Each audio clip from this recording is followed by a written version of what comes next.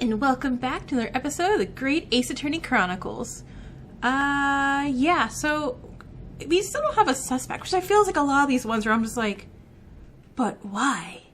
I mean, it feels too obvious to be fair play here, right? There was blood on both hands of the assailant. I sincerely and distinctly remember that. However, I suppose you might say that I didn't see the exact moment the stabbing transpired, if that matters. It matters. I remember seeing the knife, and I remember seeing both of the attacker's hands with blood on them. I didn't actually see anything myself, no. Not until I heard the scream. Anyway, the fact remains. There can't have been anyone else inside that carriage, or we all would have seen.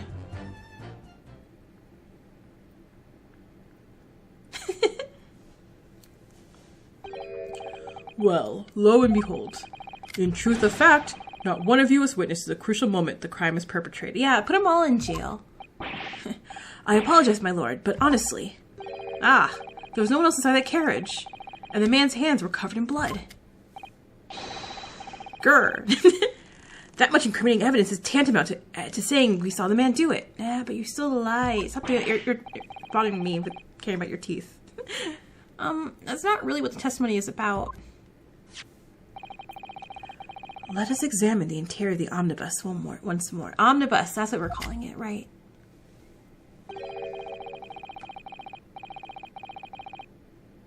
Wait, but why is the blood, like, under where he was sitting? The victim's fresh blood is clearly visible on the seat, corroborating the witness's accounts. In other words, there's no substantial or significant change in the facts of the case. Very well. Your cross-examination, please, counsel.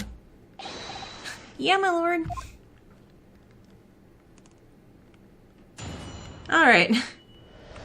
Let's figure this out. Hold it! Wait, no. The evidence tells us otherwise. We have the gloves the defendant was wearing on the night in the question.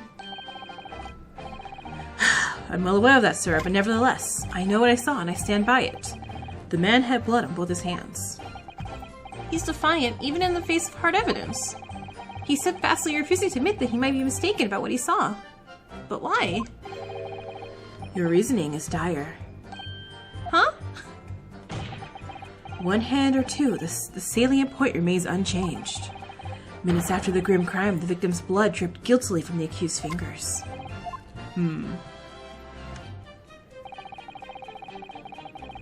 Yeah, we're just pressing everything. Hold it! Hey, don't try to downplay this. Whether or not you saw the exact moment of the crime is a matter of fundamental importance, as you well know. Ugh, but... For crying out loud, we all know that no one else could have possibly done it. I was just trying to save us all some time. You have a loan of 20 guineas outstanding with the defendant, do you not? Had you hoped to release yourself from that financial burden by ensuring the defendant was found guilty? Well, arg. That's not entirely not what I was hoping for. I was just a lost little guinea or 10 when I backed the wrong horse in the derby, that's all. Oh, you're a gambling man. I was gonna win it all back. There's a fixture this week and that's a sure thing. A little guinea or 10? I'm a banker. No one bets an eye if I borrow a little spending. Oh wait, did you steal from the bank? Dude, you just confessed another crime. I hope you realize that. I think you may have revealed more about your character than you bargained for, sir. This witness's scruples are on trial here. Proceed to the next witness. Is that really how this is supposed to work? Yeah, you're hiding something. You have secrets. Hold it! You definitely saw that too, huh? Blood on both hands? Yes, sir. I mean, I know what you're gonna say. Only one of Mr. McGilded's gloves had signs of blood on it. That's right. The thing is, as far as I remember, sir, when I looked down, I saw Mr. McGilded sitting beside the other fellow. I don't believe he was wearing any gloves, sir. Yeah, I know, I saw in the picture you didn't. Huh? He wasn't wearing gloves? Yeah, that's correct, sir. I saw the blood on both his bare hands quite clearly. It's true that the dark-colored stain on the dark leather gloves would have been easy to see.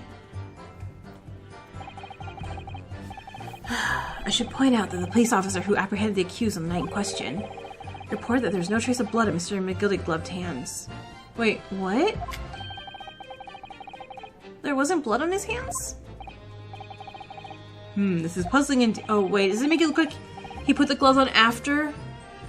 This has gotta be significant somehow, I'm sure of it.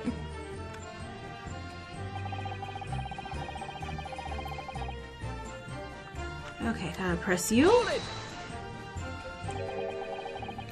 You didn't see anything? Oh yes, sir. That's to say no, sir, I didn't. I'm very sorry about what I said before, sir. Very sorry, yes. It was very wrong of me to make up stories. And say I saw him stab the man.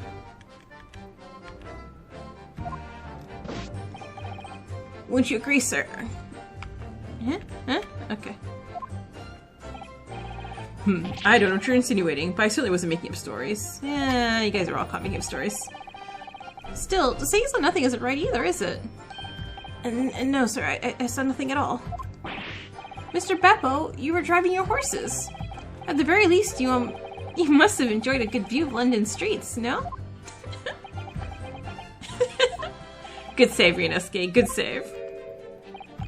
Oh, please. You didn't even see that? It was so cold that night, you see.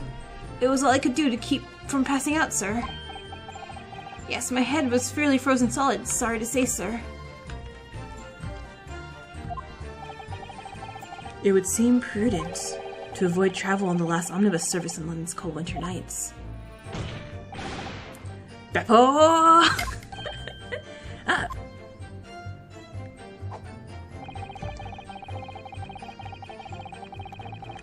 Okay. Hold it! And everything you saw the incident was through the skylight on the roof of the omnibus? That's right. It was fiercely cold that night, but the glass wasn't frosted over. Yeah. I remember I was shivering. It was so bitter. Which rather begs the question of why a pair of you were sitting on the roof deck in the first place. Well, I don't know about this young fellow, but I couldn't enter the cabin. Huh? Why not? It was locked from the inside. I tried knocking, but no one opened the door. Wait, what? This is all important information that would have been useful, you know. It was locked? That's right. It's a public service bus for pay's sake. That's not what I call fair play. But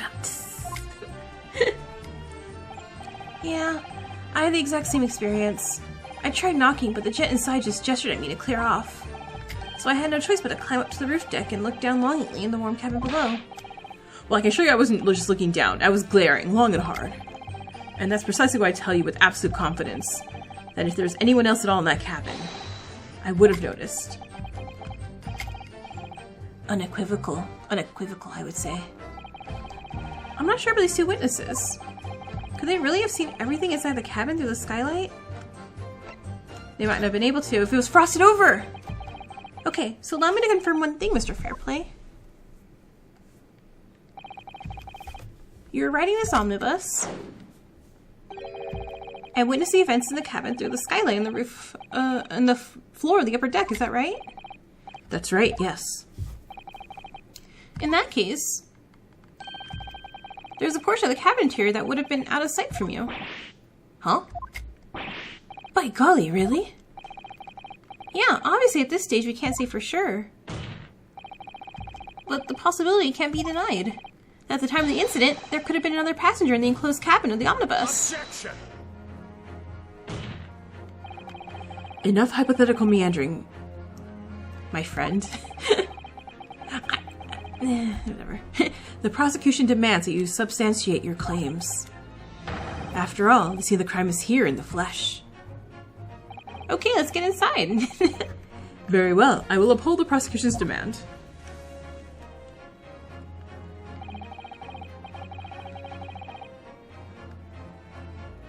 Alright, so...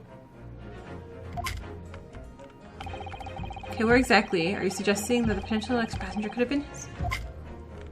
I mean, here, right?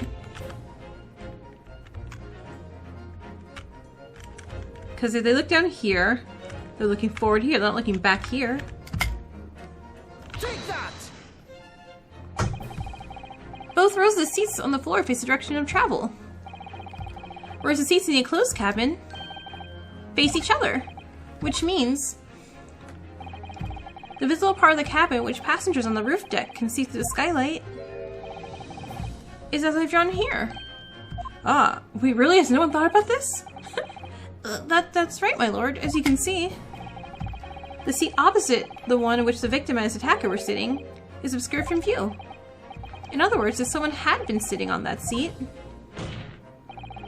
it's quite possible these witnesses would have been completely unaware of it. Garg. Objection! Wait, am I really tall? How tall am I? It's quite possible some phantom was sitting there. You have a forbidding habit of obscuring the truth and ambiguity. Huh? I concur with the prosecution's rejoinder. In the British Court of Law, evidence is paramount. Is it? I cannot entertain this conjecture, counsel. That is, unless you're able to put a name to this mysterious passenger to whom you allude. Can you, Mr. I don't know. Can I? Can I say something?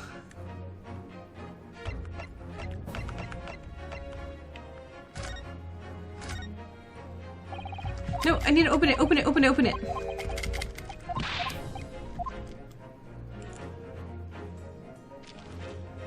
Darn, it's all blurry. I can't. Okay, never mind.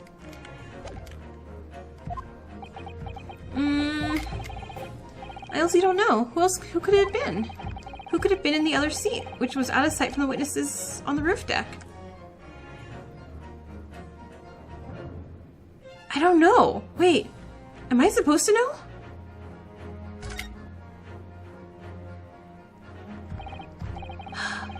I have literally no idea. But as a proud citizen of the Japanese Empire, you will look to the sky and walk on, making sure all signs of tears are gone. Go on. This isn't a case of just going on, Mrs. Zato. Okay, fine, I'll go on. The defense selected for forward a name. Really? You are a fool. That response was a desperate attempt by a man who has no notion of his own limitations. A toast to hard lessons not yet learnt. Let us not delay, counsel. The defense is still to name the passenger in the other seat. This could be it. This could be the chance I've been waiting to turn the trial in my favor. Is it? On the night of the murder, the person occupying the seat in the omnibus cabin that was obscured from view was... What? Okay, well, not Sasato. Let's not do that.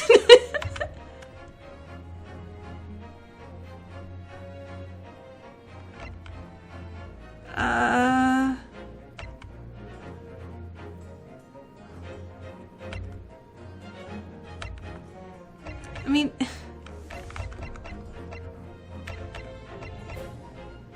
it's a trick thing, and why are you here?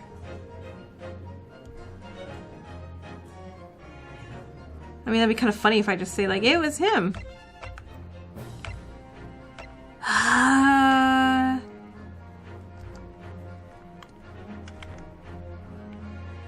Oh, okay, hold on. So what if he was sitting on the opposite side and they saw the other person who was sitting next to him? Okay. I think that's what they want me to say, right? Take that!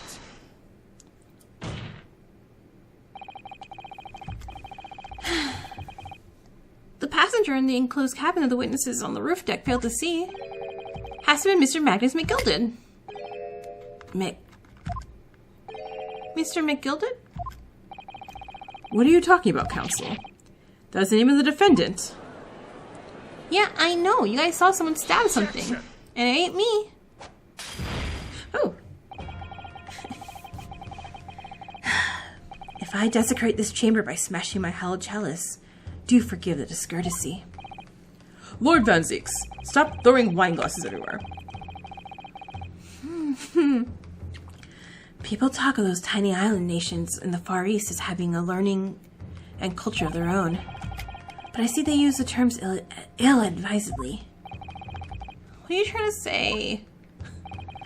Let me explain in terms that even a student of artless backwater, such as yourself, might understand. Okay. Dude, chill. When the bloody scene unfolded, the victim and his assailant were sitting side by side. Multiple witnesses have attested to that fact. It's the very premise on which this case is built. Yeah, no, they saw a gloveless hat man. Yeah, but that premise may be wrong. What? If the victim really was sitting beside Mr. McGilded, it creates an inconsistency that can't be reconciled in any way. What inconsistency, counsel? The defendant's gloves, my lord.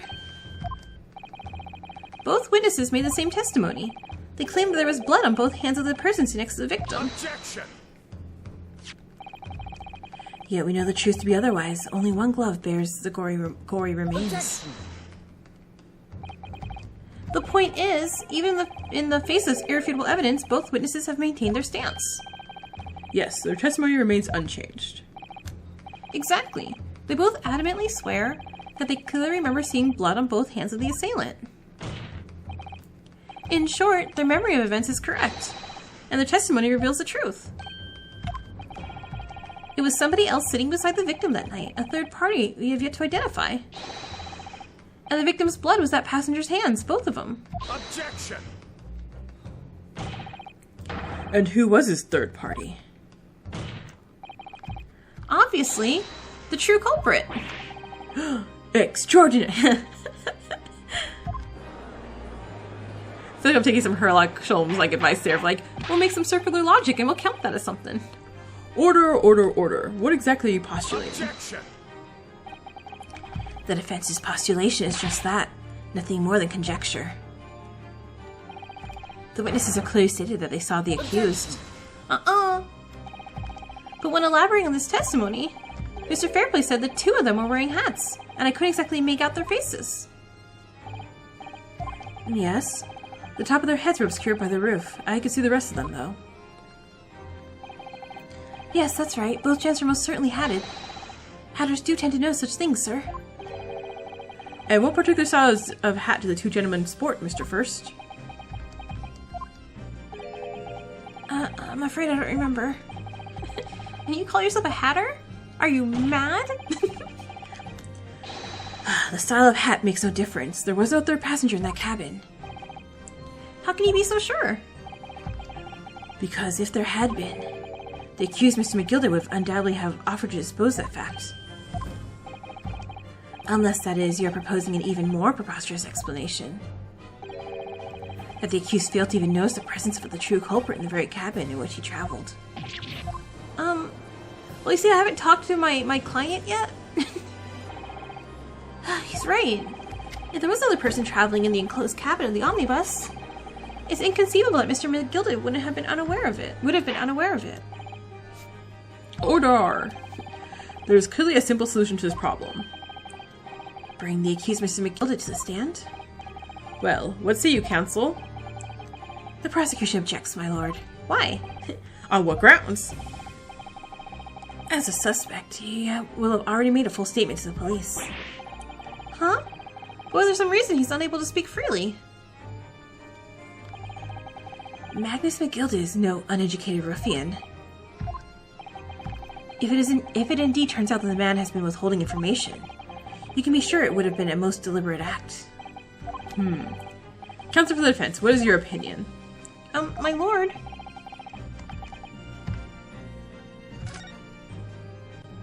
Yeah, I want his testimony. Yeah, we need to hear what he has to say. I haven't even talked to him. I mean, I did, but barely. The defense would like to call Mr. McGilded to the stand. In that case, I would like to hear the opinion of the jury. Yes, sir. I need a little time to consider this. If you ask me, I think we should hear what Mr. McGilded has to say. Get the man out of here, I say. It would be utterly illogical not to hear his testimony. If something needs doing, get it done. That's how I run things at the guild. Hearing what the patron of my favorite little park has to say, oh yes, That would be lovely. Yes. The jury says the man must be heard. Very well. The court will hear the defendant's testimony. Bailiff, show the defendant to the stand at once.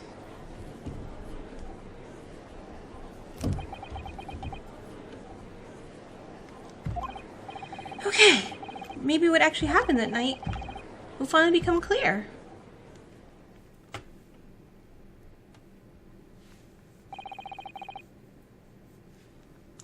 Let the proceedings be resumed. Mr. McGilded, have you been listening to the discourse of the day?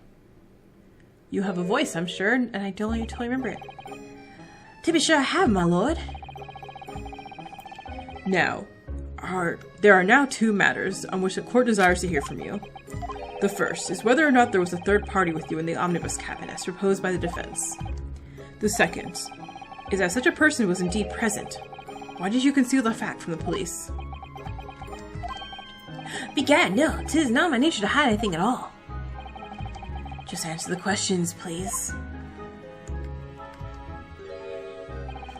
The truth of the matter is, I've been desperate about this all along. Do I tell you all or keep my mouth shut? Huh? Tell us what, Mr. McGilded? The fine fellow representing me is absolutely right. In the carriage on the night with myself and the other man, there was another passenger. It's true? Aye, and 'twas me who helped the little urchin get away after it all happened. You... What?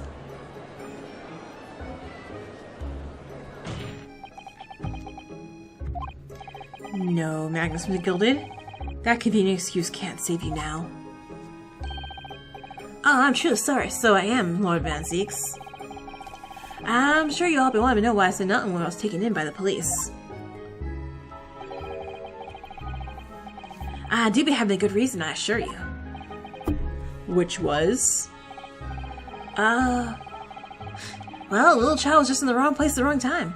And not in any way involved, you see. What? If the police had known the wee one was there, they'd assumed she'd done it. They'd have hauled her in here in this courtroom just like myself. I was only trying to spare her that. Young hearts and young minds are easily damaged, my lord. And who is this young child of whom you speak? That I don't know. You don't know? Aye. Well, the wee ting just happened to be in the carriage that night. I never saw her before or since. Objection! We have absolutely no reason to believe this man. The prosecution calls for the witness's statements to be disregarded by the court. You know, I wouldn't be surprised if the urchin isn't here in this courtroom as we speak. Listen to the proceedings. Huh? Wait, bang? Smoke? Ah, look, someone's trying to get away! After them! It's no use!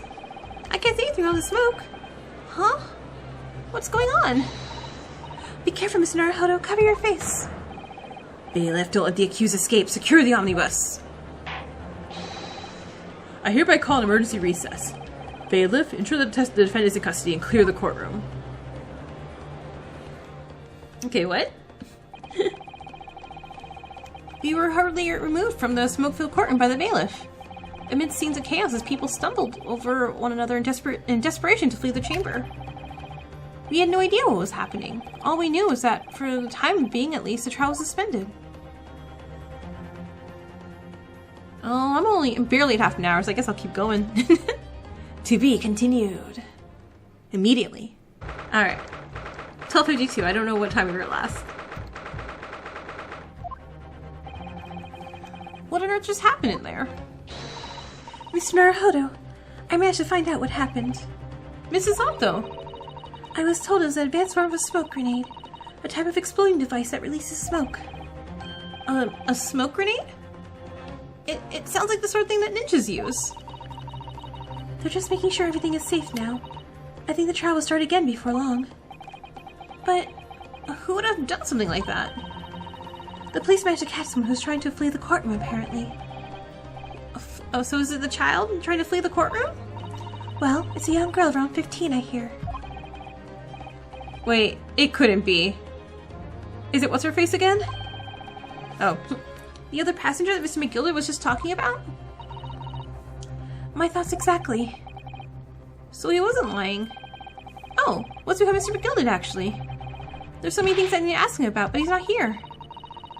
I think he was summoned to the prosecutor's antechamber to answer questions. Along with the young girl. Wait, why aren't we involved in that? Who is she, I wonder? And what was she even doing here at the trial? She's taking a huge risk, and for what possible benefit to herself? There's another matter that's troubling me. Huh? The 20 pence. Hmm? Oh, according to the coachman, Mr. Beppo, he took 4 passengers that night at a fare of 5 pence each. That comes to a total of 20 pence exactly. But now it seems there are in fact 5 passengers, which means the figures don't seem to add up again. She's right. That is strange. Alright, let's go back to the courtroom. Trial recommence in 5 minutes. Okay, thanks, officer. We'll go in straight away. Well, whoever she is, I imagine this young girl will be asked to take the stand and testify now. I really can't imagine what she's going to say, but it could alter the whole direction of the trial. Okay, we'll know soon enough, Mrs. Otto. Yes.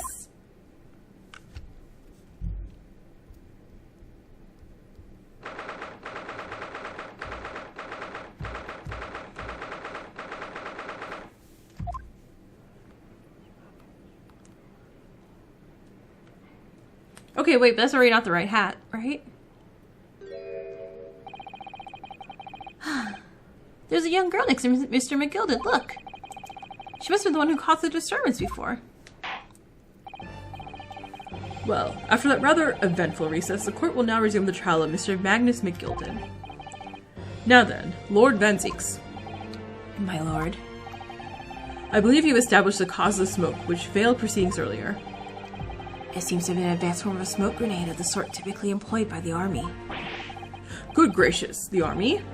What in the devil's name? It was an elaborate attempt by a young girl to cloak her escape from the public gallery. But she was caught.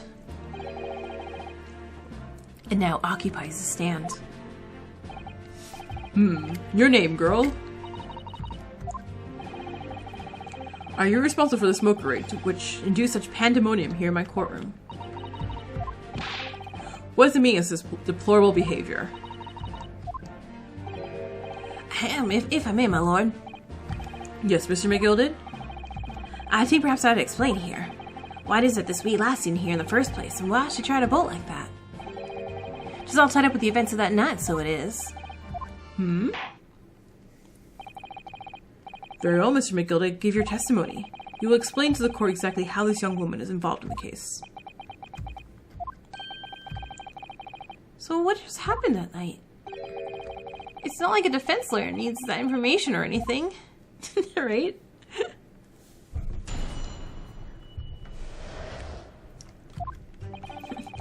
On the night question, I took the back seat in the omnibus and promptly nodded off. Then, Begorra, a loud thud and a wee scream woke me up with a fair start. There was a fellow collapsed on the floor and me feet, so I sat him up in the seat across from me. Then I turned to find out there was a scream where the scream had come from, and bless my soul, what did I find? There was a child in there, all curled up in a ball, hiding her wee self away. Okay. I remain somewhat baffled, I confess. But from what I gather on the night in question, this young girl was indeed riding in the omnibus, is that correct? "'Tis exactly as the defense counsel said. This last was the 5th passenger, my lord."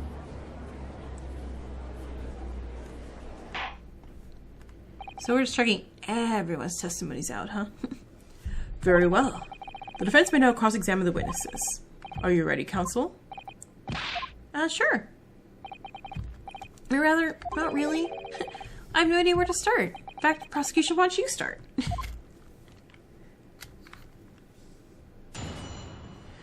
Okay, let's do this. On that question, I took the back seat. Okay, yeah. Press. Hold it!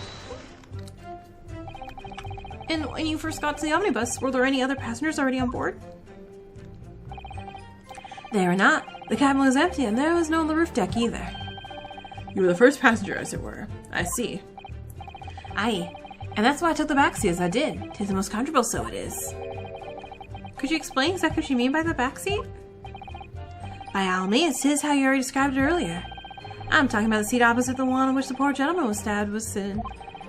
Like I said, 'tis the most comfortable and where I feel the most at ease.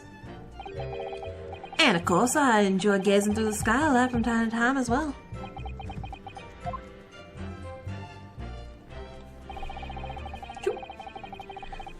Oh, no, go back.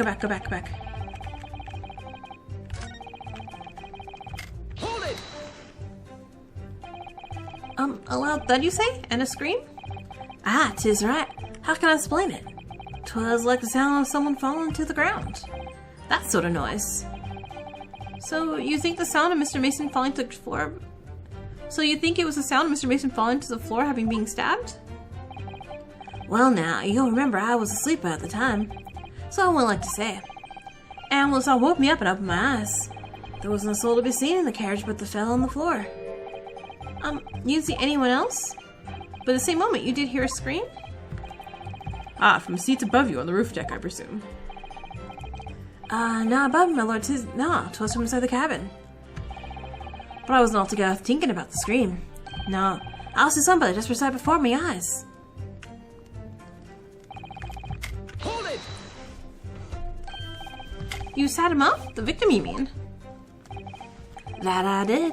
On the seat across from me, as I said, I could plainly see the poor devil was already gone. And you wouldn't leave a dead man just lying on the floor now, would you? 'Tis common courtesy, so it is. I find that a little hard to believe. Our Lord Van Zeeks, now what will that be? You wake to find a man laying dead at your feet in a carriage. Any normal person would hail the cabman. Any upstanding member of London society, that is. Well now, as you know, I'm in something of a special line of business. The business of lending money at exorbitant rates and of interest? Unfortunately, my lord, not everyone's thankful for the help I offer them, and some would even see me dead. So I do try, were it all possible, to avoid getting myself in tangled trouble. Wait, are you suggesting you're just gonna leave the man there? Heavens alive, no. I was intending to report it, so I was. Only I don't mind to find out whys and wherefores first. The whys and wherefores? Right you are. There are some details I want to understand before anyone else got to meddle in. That wee scream I heard, for example. Won't your good self do the same? Yeah, I guess. The scream he said he heard from the same time as the thud of the victim collapsing.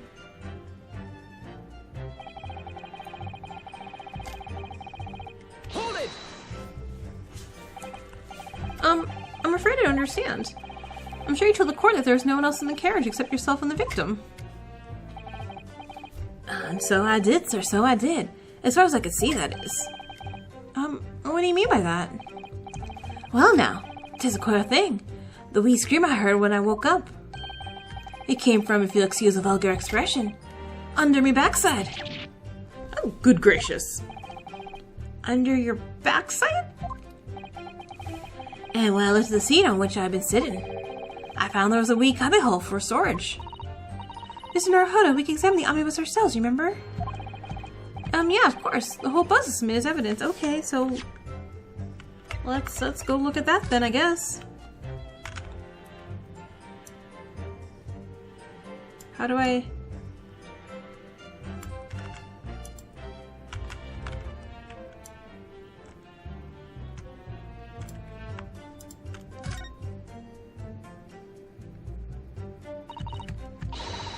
Okay, let's open the door and go inside, shall we? See, for murder, it's horrible. Okay.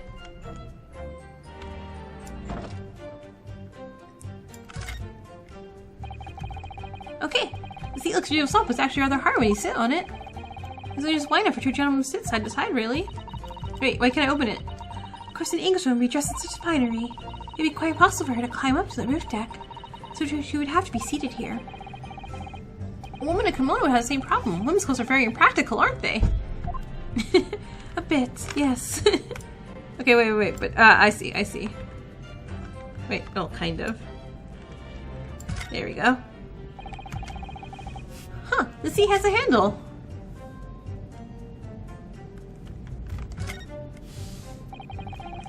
This is a storage compartment, but there's nothing in here. It's totally empty. Something doesn't seem right here, but I can't put my finger on what it is. Okay, so wait, I don't get to pull that into evidence? Fine. Okay, we saw it. And that's when I found her. There was a child doll curled up in a ball, hiding her weak self away. Let's press that. You say she was hiding herself? Aye, that's right. 'Twas hard to see in the dim lamplight, but she was all rolled up in a wee ball. When ours met, well, me heart nearly stopped beating in me chest. You're really overacting this. Still in all, I pulled her out from under there and sat her on the seat opposite so I could have a wee chin wag with her. The seat opposite? That's right. Just next to the dead gentleman there. Oh, that's mean. You sat this young girl next to a corpse, sir. Well, I'm sure as I mentioned, the gentleman in position can also often find himself in mortal danger. So, I need to find out just who this urchin was, you see? And while I was in the middle of talking to her, I heard another scream. I felt his voice this time. Okay, that scream was from Mr. First. He was sitting on the roof deck seats. Right you are again, I'd say, sir. Looking down through the skylight, he must have seen this young girl and gentleman with a knife in his belly. In other words, the previous witnesses did not in fact see you at all, Mr. McGilded. What they believed to be yourself and the victim was in fact this girl and the late Mr. Mason. Aye, my lord. I was, as I think everyone understands now, sat in the back of the carriage out of sight. Okay, but she was also under you and you were sitting on the chair, so she also couldn't have done the murder. It is certainly plausible. The defendant is somewhat diminutive in stature, and readily confused perhaps with this young girl. After all, of course, my lord. With a scream from the gentleman over us, the driver realized something was wrong and pulled up the horses. Thank you, I've heard enough. The events are explained as clear in my mind. However, at least one conundrum remains. Who is this girl?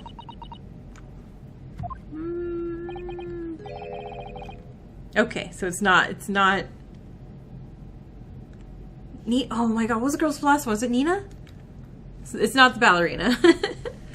Her name is Gina Lestrade, my lord. She's a chancer. Herbs across among long crowds, which relieve people of their purses. Oh wow, you're just calling out all her things. What's commonly called a pickpocket. Huh? This girl here, a petty thief?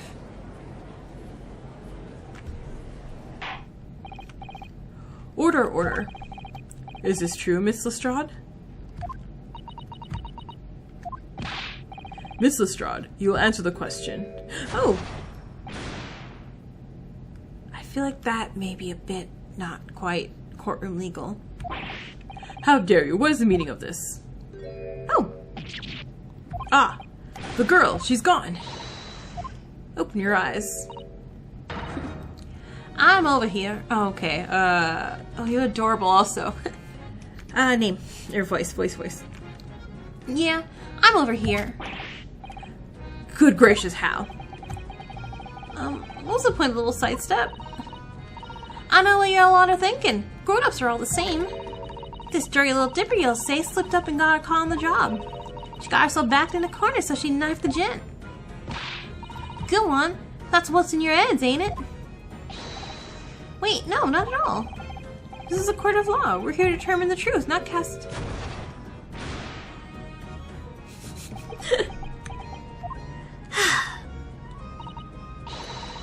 Look, knives are for cowards. Only thugs use weapons like that. All I need for what I do with these fingers. I'm a professional, alright. Maybe not in your eyes, but I got pride in what I do. me guess, you don't count smoke guns among weapons for thugs? Oh, this? Yeah. This was in a bagel shed the other day, down where they keep the four-wheel drags. It's nice, isn't it? I like the pink the best. Do not wave that thing in my direction again. Shoot him. So, you admit that you were riding the omnibus on the night in question? Maybe. 'Tis alright, lass. You can tell him the truth now. Yeah, alright. It was just like the Irishman said. The court accepts this girl, Miss Gina Lestrade, as a valid and significant witness in this case. Accordingly, young lady, we will now hear your testimony, if you please. You will tell the court exactly what happened on the omnibus on the night in question. Yeah, alright. If I have to. Alright, okay. This should be last one before we end the episode. Alright. So, I snuck inside the carriage before they hooked up the horses like noise. But it was a rat all waste of time. I got nothing to show for me troubles that night. I tell ya, you can't see a blind thing that had in place. It's pitch in there. Then, after a while, I heard this loud bang.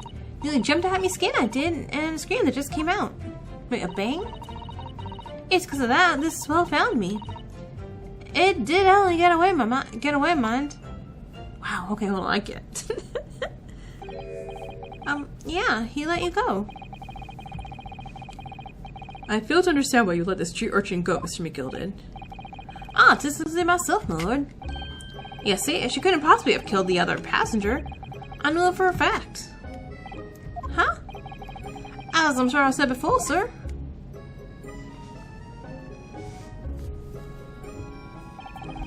I'll see her on top of the place where she was hiding herself.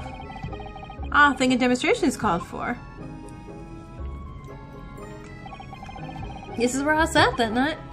And the cubby hole in which you have spoken. Underneath the seat, I presume.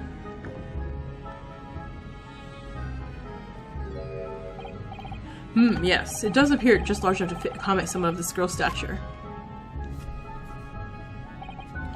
Hey, but of course the wee lass was stuck in there. Because I parked myself on the seat for the duration. So you see, that's why I left the last bolt. I know the police found her there. They'd automatically assume she'd done it. But I couldn't live with myself if a young laugh was ruined when all the time I knew she was innocent. Even though you must have realized your action would have resulted in your innocence being called into question. Not at all, my lord, not at all. I knew in my own heart that I was innocent. So I thought it was worth taking a punt on my own good name for the sake of the less fortunate lass. My goodness. What a perfect gentleman. My lord. This fine example of a man cannot possibly be guilty of a heinous crime. Oh, okay, hold on. I feel something's wrong. I don't trust this. I'm ashamed of myself for ever doubting you, sir. Wait, no, don't just vote like this. No. We still have to find the culprit. I know it's not my early job, really, but in Phoenix Frightland, that's my job. With a calm, calculated reasoning, one arrives clearly at the truth every time.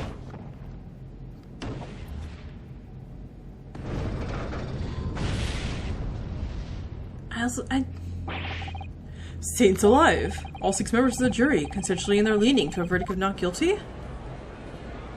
Van Zeeks, no. No. I don't like this. Mr. Naruhodo, this, well, it must mean...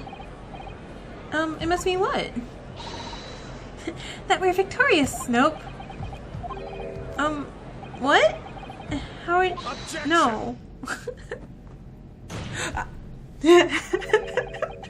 No, don't do that.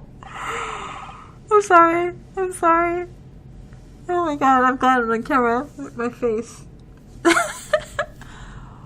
Okay. If the sight of my iron-heeled Wellington offends, pray do forgive the discourtesy. Dude, nothing is offending right now.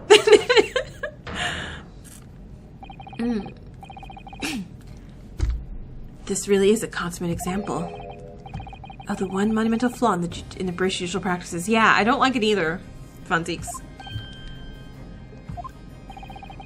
Where evidence and reasoning should be paramount, emotion rules the day. Emotion? Oh, you put your foot down. The latest statement gives us a clear insight to his true nature. Huh? What do you mean his true nature? He's manipulative. Do you really think Scotland Yard would have made such a glaring omission? After the incident, the omnibus was comprehensively searched by the officers of the police. Obviously, the interior of this cubbyhole, as a witness put it, was included in their investigation. The compartment of the posterior seat was full of the coachman's belongings. It's noted in black and white here in the police report. Good lord. The evidence has been tampered with. In order to corroborate Mr. McGilded's story, has unlawfully removed everything from under the seat. Huh? Yeah, I don't like Mr. McGilded. You know, he's my client, but...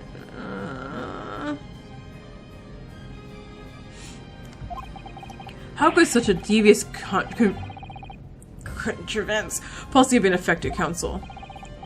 naturally, you must acknowledge the deficiencies of the constabulary in allowing this to have happened.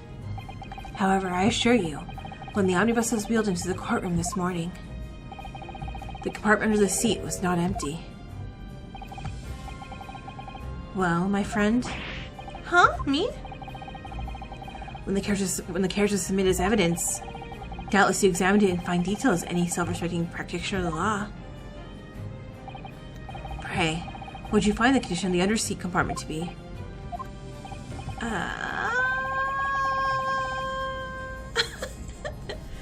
Oh, to be sure, the young gentleman will be able to clear up this in a jiffy. Go ahead, you tell the court now, fella. How is all an elaborate excuse by the desperate Lord Van Zeeks?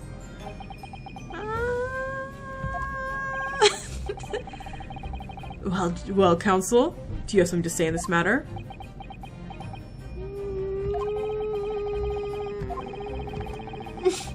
What can I say about the state of the little compartment of the omnibus? I didn't look. I speak the truth. I'm sorry. I'm a failure. I didn't look. Why didn't I examine the omnibus more thoroughly? Perhaps I credit you with too much intelligence. It seems, my lord, that this fella is as unreliable as wine from the barrel. Is that bad? Mr. Naruhodo. Well, now, it seems the argument is moot. And the truth of the matter is there for you all to see, after all. That there cubbyhole in the seat is as empty as the devil's heart, so it is. Wait, why do I feel like something's not right here? I should like the jury to weigh in on this matter, I think. That compartment is designed to house equipment used to maintain the smooth running of the carriage. The Guild's rule states the omnibus should be properly and fully equipped at all times. So it certainly wouldn't have been empty on the night in question. Beppo isn't that irresponsible. That money-lending fleecer and the pig purse are lying. Uh-oh. Wait, no, yeah? I don't know. This is hard. Huh? Can't believe I was nearly taken in. Stinking rich are always stinkers. Nothing but cowards, a lot of them. Wait, what? Oh no. It's a trick, of course it's a trick. Okay, this is why we shouldn't vote till the end.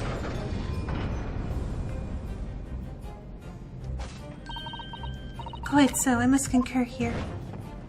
Or we don't vote. Stop flinging fire everywhere. With calm, calculated reasoning, one arrives clearly at the truth every time. Sure, but every time a different truth, it seems.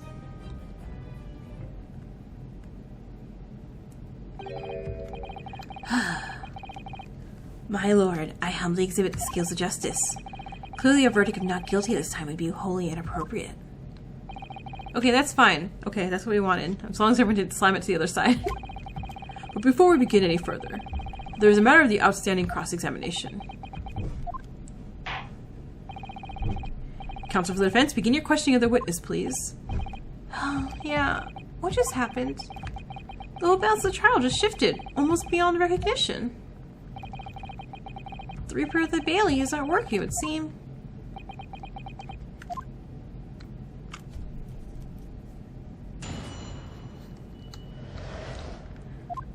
Okay, let's press everything. Press? So you were already ominous before you even set off on its run? Well, yeah, I mean, what's the point of spending a Joey and make a few bob, eh? That's the wrong idea, ain't it? Thank you. I suppose she means there's no point in spending money to make money. It actually makes sense. Counsel, may I remind you that this girl is a petty thief. Kindly refrain from entertaining her tenants. Well, I just live a little mystery of the fares and all. 4 paying passengers at 5 pence apiece, making the 20 to which the cabin testified. And 1 little skepperins for riding for free. The right conk of the driver always goes for some grub before his last run, see? And that's why I slip in the carriage to get myself in on the seat. Nice and easy, right? But your hiding place is a storage compartment. Full of equipment for the coach, no?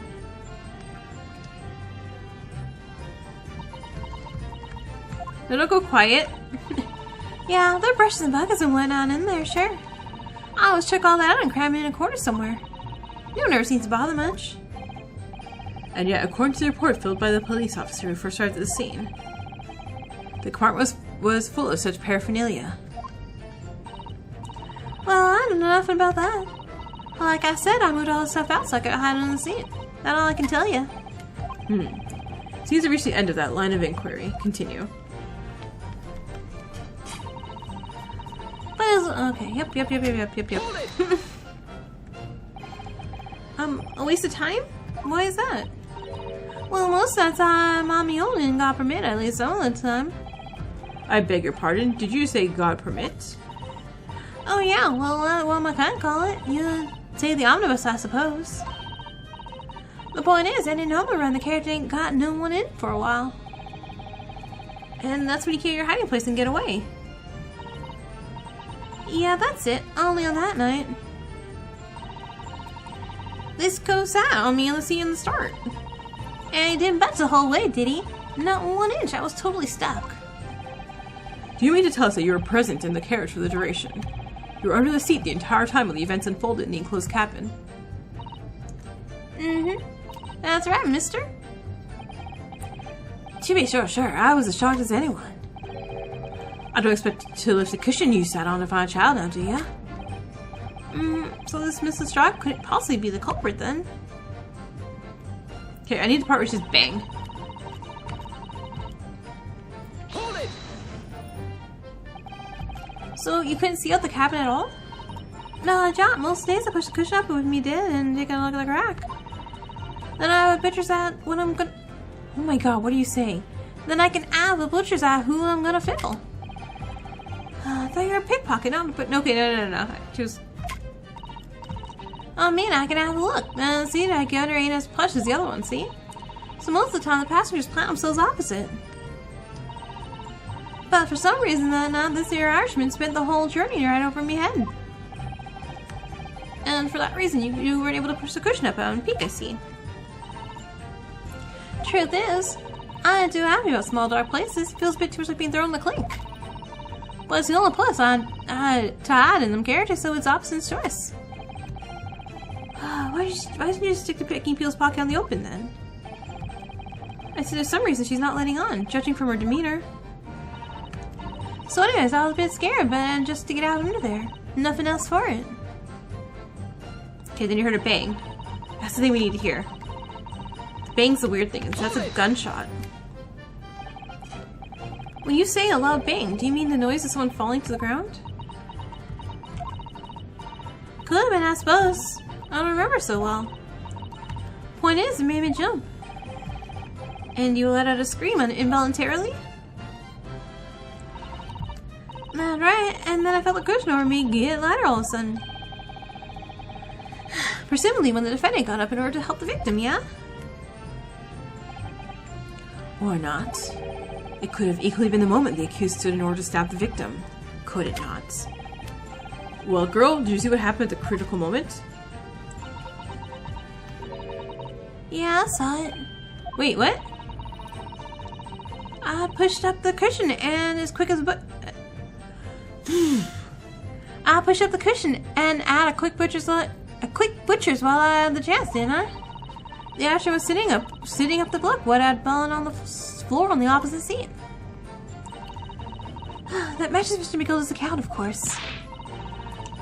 But then the fellow suddenly turns around and looks right at me. I sunk back down again, but it was too late by then. I never have risked looking.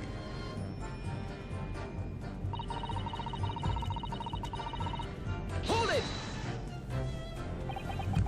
And when Mr. McGilded discovered you, he pulled you out from your hiding place? I was scared stiff, I was. They dragged me out and sat me down at sea and all. Next is the victim, Mr. Mason?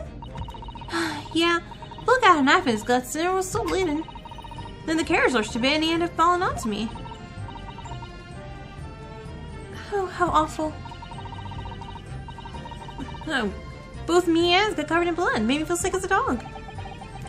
Okay, so both their hands are covered... Both their hands are covered in blood? That must have been what the rooftop passengers saw. After that, I believe you talked to Mr. McGilded for a while, is that correct? He asked me some stuff. Wanted to know my name and what I was up to and all that. Then I heard something from above. Someone screamed. Yes, Mr. First is on the roof deck, one would presume. Well, I had seen no one see my face, so I didn't look up. Then the horses were drawn up smarts, and this here Irishman gentleman says to me, "Get back out of the seat. I'll see that you get away later." All 6 members of the jury had decided the defendant was innocent. For one brief shunning moment, yeah. It's clear that they are still very unsure. If we could just find some conclusive piece of evidence among this new testimony, I'm sure we would clinch the verdict we want. Yeah, I think you're right. And I have this feeling. Something's bothering me, but I just can't quite put my finger on it. Oh, okay. Oh man, I need evidence? Well, no. Oh, okay. Hold on. I got you. Excuse me. Yeah, excuse me. Is something wrong, Mr. McGilded? Oh, I do apologize. There's something the matter, counsel. I'm just wondering, Mrs. Lestrade's last comment made something occur to you, perhaps. You seem to be thinking something to yourself. Oh, no. 'Twas none important. I was feeling bad for the poor lass is all. I remember feeling just for myself as a young lad, shut up in the dark. 'Twas terrifying, so it was. Okay, I see. We can all sympathize, I guess. I'm so scared of the dark now. Aye, and I don't know about yourself, but I find the darkness seems to make everything you hear so much louder as well. Yeah. I suppose it does, maybe. Miss Lestrade? Lestrade? Did you hear something that night? Anything? Unusual noise, perhaps? Nah, not really. All you hear was the Irishman snoring. Bejabbers, there's no way to tell the whole world of my foibles, you little scamp. What a pity. If only Miss Lestrade had heard something, it might have given us a vital new clue. Yeah, what should we make of that last statement of hers? It's important. My lord, I believe that statement just made by the witness is profoundly important. Profoundly important, but all she said was that she heard nothing. Yeah, that's important. I'm almost sure of it. I'm almost sure that I don't understand the inner workings of your mind, counsel. Nevertheless, Miss Gina Lestrade, you will supplement your formal testimony by repeating that last statement, please. Oh, wow, supplement? What are you on about? Don't give me all your fancy talk. I know what you're trying to do. Well, it won't work on me. Yeah, that's right. Insult the judge. Always a good move.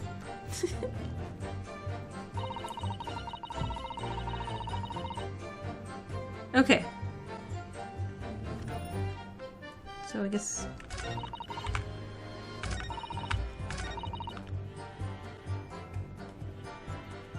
See, this isn't... This She didn't hear anything, but she heard the loud bang. Hold it! Okay, so you were restrained to hear what was happening the entire time since the moment you hit yourself?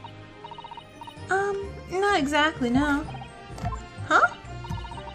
Oh, there was no one in the cabin to start with. I just pushed the cushion up and had the pleasure to see what was what.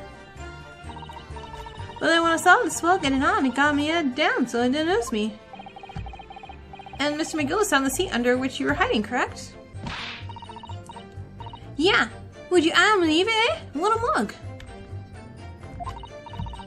Then all I could do was listen. I was going to jump out of there as soon as I heard him and leave, you see. But would it? Not likely.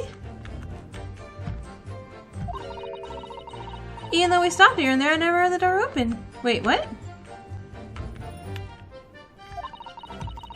So I just had to stay put and listen to driving his pigs in the market store like the old dog he was.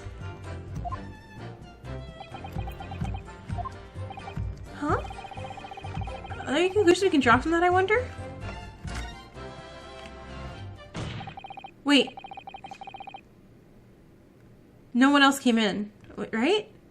Wait, Miss Lestrade, what you just told the court is clearly at odds with the facts. Huh?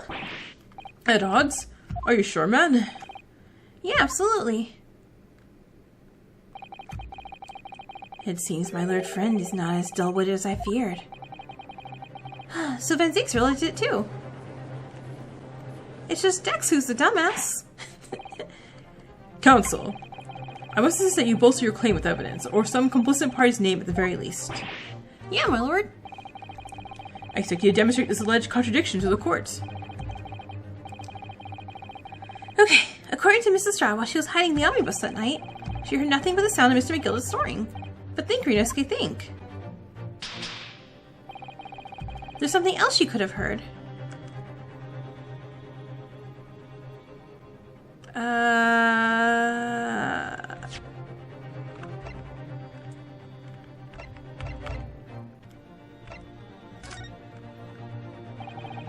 Okay, very well, my lord. Let me elaborate.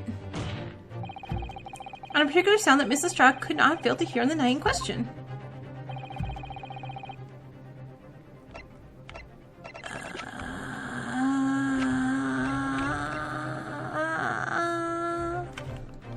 Take that! Thrice-fired mason? Yeah, my lord. The sound that Mrs. Straw couldn't have failed to hear.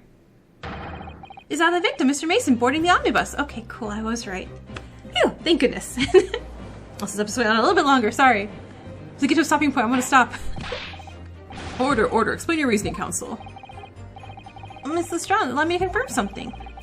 You claimed earlier you're the first person on to board the omnibus. Is that correct? Yeah, of course I was. I got on while the driver was in the pub, didn't I? And then the next person on the board the omnibus was Mr. McGilded. That was not so long ago when I climbed aboard. At least not in plain sight. So you're in all intents and purposes alone in the enclosed cabin of the omnibus at the time. Didn't I just say as much? I was traveling with anyone else, if that's what you mean. Yeah, I saw him get on, remember? Through the crack under the seat cushion. It was on his own, for sure. And from what we've heard, the carriage made a number of stops after that on its onward journey. During which time, did you not hear the door opening or closing at all? Nah, never heard it. That's exactly what I was listening for, wasn't I? Waiting for the swell to leave. In which case, when and how did the victim end up in the carriage? Ah, We know the victim collapsed inside the enclosed cabin of the omnibus. Therefore, Mrs. Strahd's statement about what she did or didn't hear, it's at odds with the facts. And that seems like a great stepping point because I am past 1 hour. You know, the music stopped again. Alright. So, I feel too dumb for the series because I'm like, okay, but then who did it? So was it someone stab him outside the omnibus and put him in? That sounds silly. Anyway, it sounds like a problem for future me. So I will see you guys all next time. Laters.